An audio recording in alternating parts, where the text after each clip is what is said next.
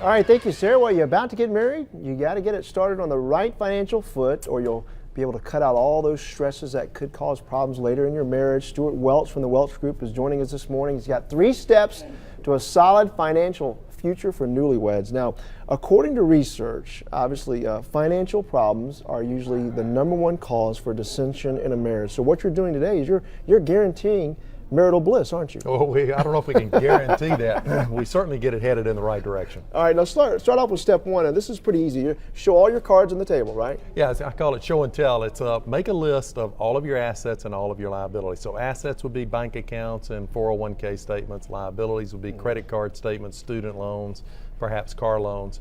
And each couple lay them on the table. A lot of times there's a surprise there. People didn't know how much debt or maybe how much assets they have. Right. And I would say if you do have some debt on those credit cards before you get married, you should try to pay those off, don't you think? Well, it would be really nice to start the marriage without a whole lot of debt. Yeah, that would be good. All right, and discuss goals. Now, this is really important to know where each one wants to go in their financial future. Yeah, I would start out, I like doing this separately as opposed to doing it together. Start out and just say, what are my 1, 5, and 10-year goals, and then come together. The reason I like doing it separately is because people will learn a lot about each other.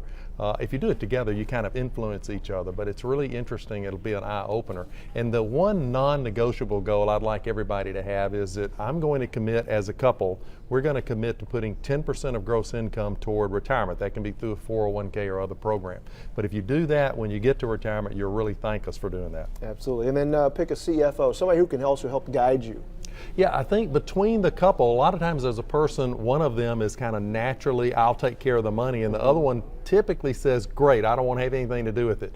Well, that won't work. It's okay for somebody to be in charge, but that person needs to say at least once a month, we're going to get together and spend, let's say, an hour, and I like saying, let's do it over a bottle of wine, but let's just talk about what happened in our finances over the past month.